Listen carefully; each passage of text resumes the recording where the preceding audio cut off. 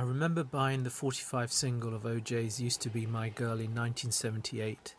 I was 14 and the sounds of soul, disco and jazz funk had already sunk into me through radio and local discos. Unknown to me at the time, 42 years later, I would have an obsession to listening and acquiring vinyl, primarily covering jazz, Latin, soul and related. During those school years, I would avidly record radio DJs such as Greg Edwards, Robbie Vincent and Pete Young, playing the latest American imports. I had little money and managed with making mixtapes. At one of our school discos, I won an LP for a dance competition. I remember getting it. It had a strange cover of an old ship on it. The LP was Leo's Sunship, We Need Each Other. This LP became an anthem in the soul jazz funk scene years later. My real dive into collecting music started a few years after I'd left school. I was earning some money and frequenting clubs such as Horseshoe and Electric Ballroom, listening to DJ Paul Murphy spin the most obscure jazz, Latin and fusion music opened the Pandora's box. The quest of acquiring these records had begun. 80s London had some terrific second-hand and major record shops.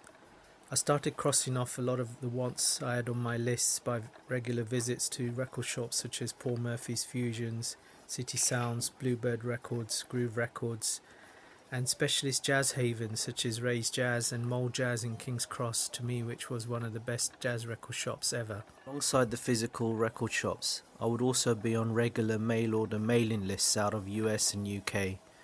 Amongst the best was Soul Bowl Records, run by the late great John Anderson. I would visit Soul Bowl.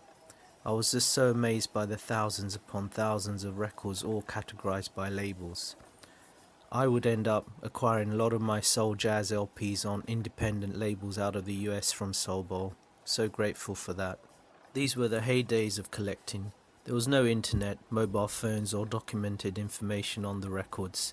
Meeting other collectors and various dealers was the way to learn more about the music.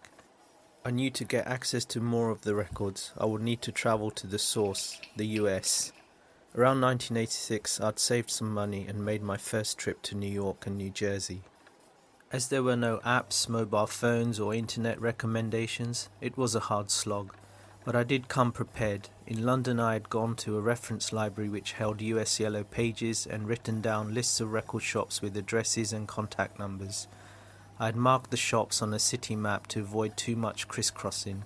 Many records were found on that first trip, but the most memorable time was finding a record shop, Casa Latina, in an underground subway run by the late great Al Santiago, who had started Alegre Records and many other pivotal Latin music labels. He sold me a copy of Alegre All-Stars, which sits amongst my Alegre collection. Another interesting place I discovered was a record shop in a converted diner. It was owned by a drug addict appropriately named Charlie. On a later visit, he let me access to his warehouse full of 500,000 records. Only downside was I was locked in for the day. The trip to New York was one of many that followed others to Toronto and Chicago and a number of times back to New York. Back in the UK I would avidly look for records at any place I could. Boot fairs, second-hand record shops, record fairs, dealers, collectors, anywhere I could. In a world full of people collecting likes on Facebook and Instagram accounts, vinyl gives me a lot more satisfaction. I can remember where I bought a certain record with the people and the places associated with it. It's like the rings from a cut tree, a marker to a past time, my memories.